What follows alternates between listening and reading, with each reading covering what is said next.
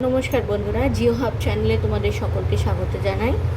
দেখো, আজকে আমি যে বিষয় নিয়ে আলোচনা করব সেটা হলো যে সমস্ত বর্জ্য পদার্থ আছে বা ওয়েস্ট, যে পদার্থগুলো হয় তার প্রকারভেদ কী। তো এই বর্জ্য পদার্থের প্রকারভেদ জানতে গেলে আগে জানতে হবে বর্জ্য পদার্থ জিনিসটা কী। দেখো, আমরা প্রতিদিন ঘরের কাজে বা বলো বা কোনো অফিস কাছারি বা যেখানেই যাই না কেন, আমাদের যে নিত্য প্রয়োজন তারপরেও যে অংশটা বাতিল থেকে যায়, আপাতভাবে সেটা কোনো কাজেই লাগে না, সেই রকম কঠিন তরল যে গ্যাসীয় পদার্থগুলো পায়, যেগুলো কি বেশিরভাগটাই কিন্তু মানুষের বা পরিবেশের ক্ষতি করে, সেগুলোই কিন্তু বর্জ্য বা ওয়েস্ট।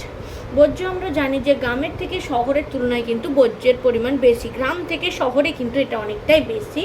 তো দেখো, প্রকৃতি অনুসারে বর্জ্য পদার্থকে মূলত তিনটি ভাগে ভাগ করা যায়। একটা হলো কঠিন, তরল এবং গ্যাসীয়।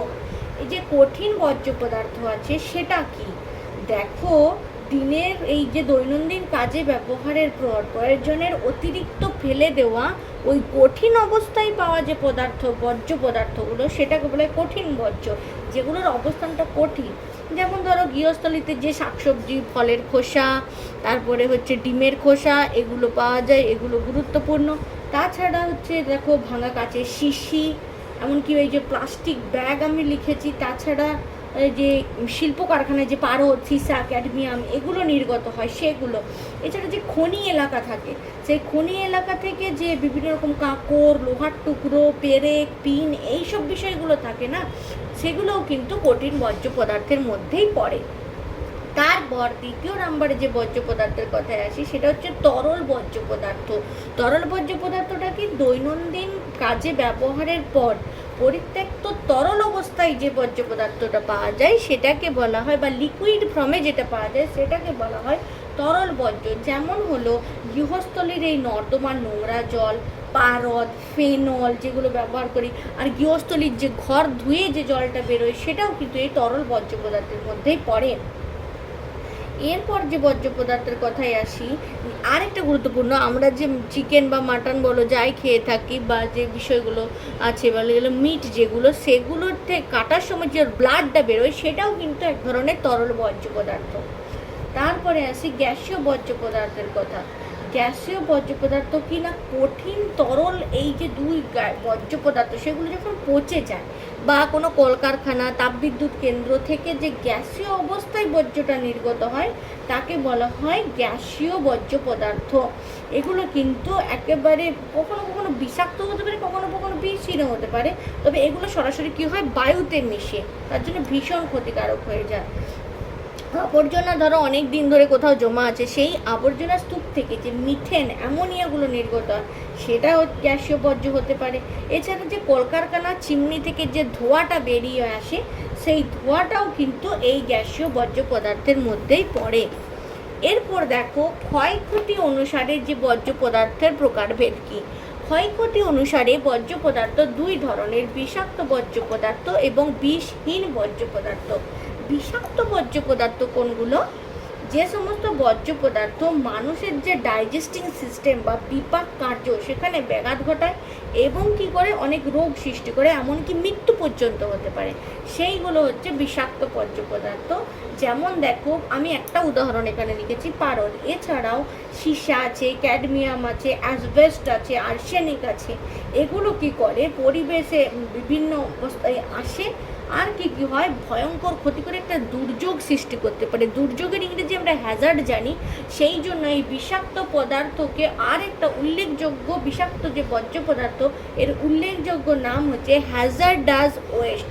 দেখো বন্ধুরা, আমি এখানে লিখে দিচ্ছি হ্যাজার্ডাস ওয়েস্ট, মানে একটা বিপর্যয় সৃষ্টি করে, তাই একে বলা হয় হ্যাজার্ডাস ওয়েস্ট। ঠিক আছে, এরপরে যার কথায় আসবো সেটা হচ্ছে বিষহীন বর্জ্য পদার্থ। বিষহীন মানে তোমরা বুঝতেই পারছো, যে সমস্ত বর্জ্য পদার্থ পরিবেশ বা জীবজগৎ বলো যাদের বিশেষ কোনো ক্ষতি করেই না, বা যাদের বিষক্রিয়া একেবারে নেই বললেই চলে, সেগুলো হচ্ছে বিষহীন বর্জ্য পদার্থ।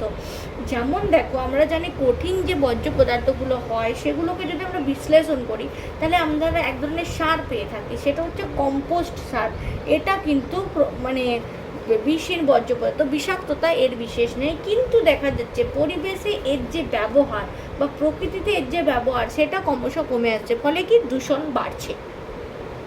3 নম্বরে যার কথায় আসবো সেটা হলো প্রকৃতির সাথে প্রতিক্রিয়া অনুযায়ী যে বর্জ্য পদার্থের শ্রেণীভাগ, সেটা সাধারণত 2 ধরনের। একটা হচ্ছে জৈব ভঙ্গুর, একটা হলো জৈব অবঙ্গুর। এখন নামের সাথে যুক্ত আছে ভঙ্গুর, মানে যেটা ভেঙে যায়, অর্থাৎ যে সমস্ত জীবজাত বর্জ্য পদার্থ বিভিন্ন অণুজীব বা মাইক্রোব্যাকটেরিয়ার ক্রিয়ার ফলে নষ্ট হয়ে যায়, আর সেগুলো কি হয় জল, মাটি, বায়ুতে খুব সহজে মিশে যায়, সেগুলোকে বলা হয় জৈব ভঙ্গুর, যেগুলোর ক্ষয়ক্ষতির পরিমাণটা অনেকটা কম। যেমন কি শাকসবজির খোসা হতে পারে, আমাদের যে তুলো, ব্যান্ডেজ ইউজ করি, ছেঁড়া কাপড়, মানুষের মল মূত্র, কাঠের টুকরো বা কৃষিজ ফসলগুলো যেগুলো অবশিষ্ট থাকে সেইগুলো, এগুলো কিন্তু সবই জৈব ভঙ্গুর, মানে পরিবেশের সাথে সহজেই মিশে যায় বা ভেঙে যায়। জৈব অভঙ্গুর বর্জ্য পদার্থ কোনগুলো? যে সমস্ত অজীবজাত বর্জ্য পদার্থ কি হয় কোনোভাবে পচে না, আর দীর্ঘদিন মাটিতে কি হয় অপরিবর্তিতভাবে কিন্তু থেকে যায়, মানে মাটির সাথে মিশে না, মাটিতে পড়ে আছে তো পড়েই আছে, এরকম বিষয়টা। এগুলো কিন্তু পরিবেশের জন্য মারাত্মক ক্ষতিকারক। যেমন দেখো, আমি একটা উদাহরণ দিচ্ছি, এক্স রে প্লেট আমরা করি না, এক্স রে করি, তারপর বাইরে সেটা কিছুদিন রাখার পর ফেলে দিই, সেই এক্স রে প্লেটটা মাটির সাথে কখনো কিন্তু মেশে না।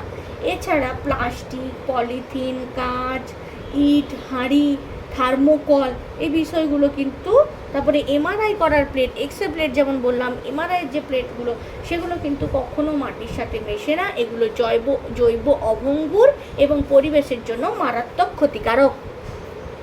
তো বন্ধুরা, আমি আজকে ভিডিওর মাধ্যমে সুন্দর করে ছোট করে ছকের আকারে উদাহরণ সহ তোমাদেরকে বোঝানোর চেষ্টা করলাম। আর তো তোমাদের কেমন লাগলো জানিও, ভালো লাগলে লাইক, শেয়ার, কমেন্ট করো। আর তোমরা যদি চেয়ে থাকো যে ভিডিওগুলো বাইলিঙ্গুয়াল হোক বা দুটো ল্যাঙ্গুয়েজ হোক, বা বাংলার সাথে হিন্দিও যদি হয়, সেটাও আমি করে দিতে পারি।